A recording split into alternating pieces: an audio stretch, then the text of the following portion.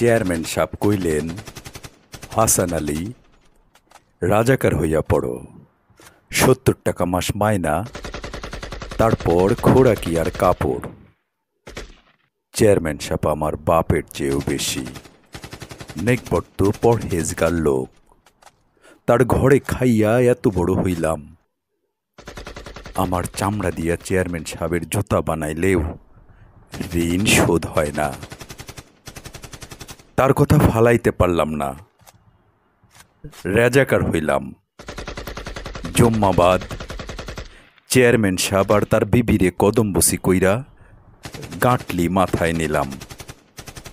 Chairman সাহেব কইলেন, হাসান আলী, আল্লাহর হাতে সফর দো, আল্লাহ নেকবান। সাসা দিলে কাম করবা, হালাল রুজি খাইবা। যাওনের আগে মসজিদে গেলাম দোয়া মানতে। গিয়া দেহি ইয়া মাবুদিলাইহি মসজিদের মাথার উপর একটা হুগুন বইয়া আছে। বয়স ২ কুড়ির উপরে। জম্মেও এত বড় হুগুন দেহি নাই। মনটা বড় টানল। আরো একবার মসজিদে হুগুন বইছিল। আমি তখন ছোট। চেয়ারম্যান সাহেবের বাড়ি গরু রাখালের কাজ করি। বাপজান কইছিল, কেয়ামত নস্তিব, কেয়ামত নস্তিব, বালা মুসিবত হইব। বাপজানের কথা মিছা হয়নি। লগে লগে দেশটা কলেরায় সাফার হইয়া গেছে।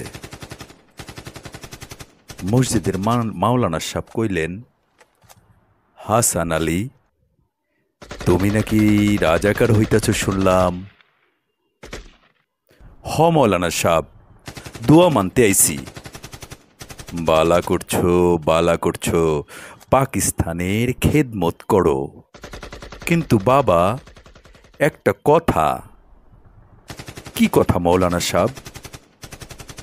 শুনতাছি রাজাকাররা নাকি বড় অত্যাচার করে, মানুষ মারে, লুটপাট করে, ঘর বাড়ি জ্বালায়। দেখো বাবা, সাবধান, আল্লাহর কাছে জবাবদিহি হইবা। আখিরাতে নবীজির শিফায়াত পাইবা না। মনটা খারাপ হইয়া গেল। কামটা বোধহয় ভুল হইল। তখনও আমগার গ্রামের মধ্যে কোনো রাজাকার হয় নাই। আমরাই প্রথম দল। 7 দিন ধইরা ট্রেনিং। লেফট লাইট, বন্দুক সাফ করানোর কায়দা শিখলাম, গুলি চালাইতে শিখলাম, বিউনিট চার্জ করতে শিখলাম। মিলিটারিরা সব যত্ন কইরা শিখাইল।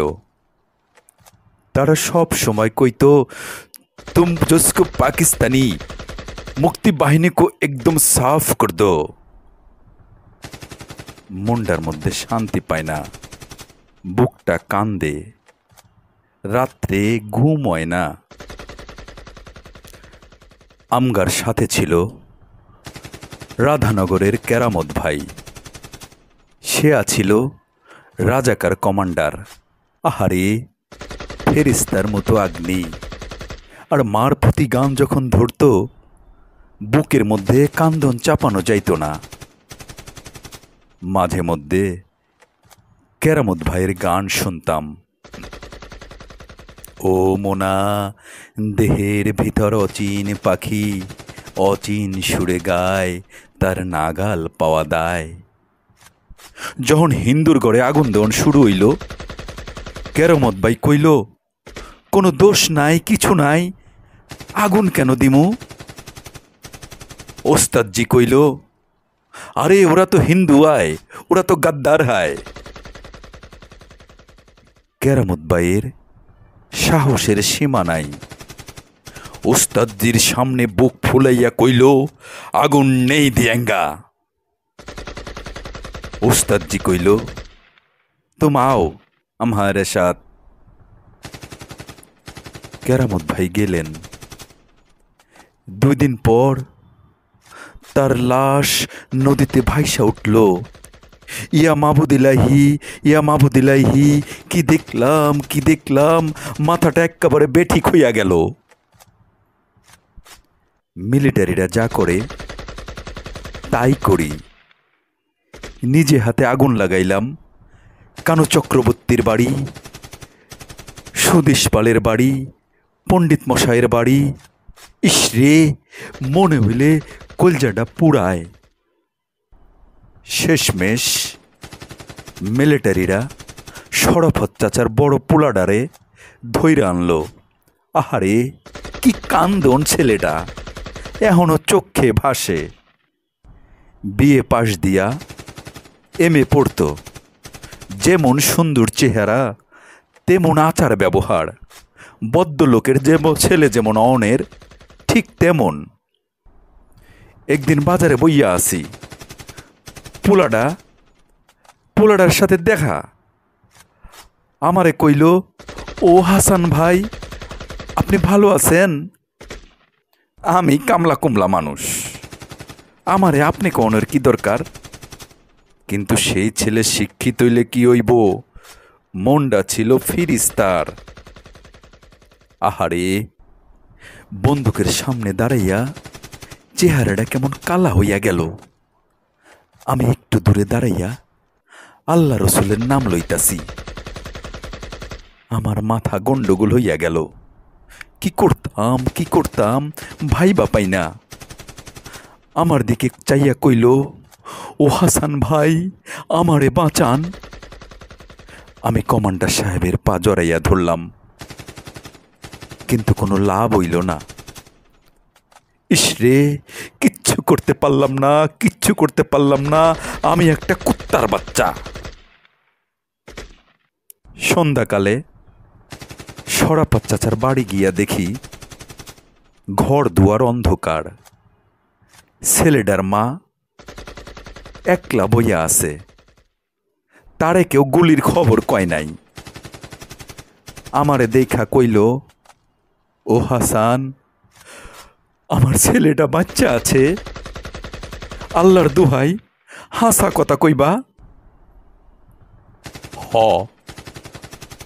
বাচ্চা আছে, আপনি 4টা দানা পানি খান। সেই রাতেই মসজিদে গেলাম, পাক কোরআন হাতে লইয়া কিরা কাটলাম, আমি এর শোধ তুলবাম। আমি যদি এর শোধ না তুলি, আমি বাপের পোলানা। আমি যদি এর শোধ না তুলি, আমার নাম হাসান আলী না। আমি যদি এর শোধ না তুলি, আমি বেজম্মা, আমি কুত্তা।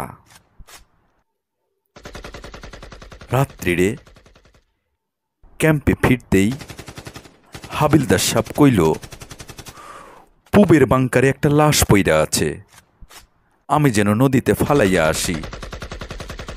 কি সর্বনাশের কথা! ইয়া মাবুদিলাইহি, গিয়া দেহি কবিরাজ চাচার ছোট মাইয়াডা, ফুলের মতো মাইয়া, 12-13 বছর বয়স। ইয়া মাবুদ, কাপড় দিয়া শরীরটা ঢাইক্কা কইলাম, বইন মাফ করিস। এইটা কি কাণ্ড! চোখে পানি আসে কেন?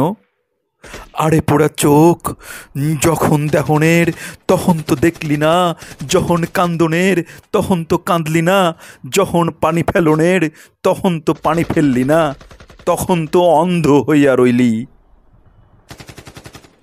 সাথের পোলা পান্ডিরে বড় কষ্ট হইতাছে। আল্লাহ আল্লাহ কইরা রামদিয়ার ঘাটে পৌঁছাতে পারলেই বাঁচন। ইয়া মাবুদ, এই পোলা পান্ডিরে বাঁচাইয়া রাইখো। গরম পীরের দরগায় সিন্নি মানলাম। আমি 3 কালের বুড়া, আমি মরলে কি এক চেয়ারম্যান সাহেব ছাড়া কেউ 1 ফোঁটা চোখের জলও ফেলাইতো না। হাসরের মাঠে যদি কবিরাজ চাচার মায়াডার লগে দেখা হয়, তয় কমু, বইন শোধ তুলছি, এইবার কও আমারে মাপ দিছো কি দেও নাই।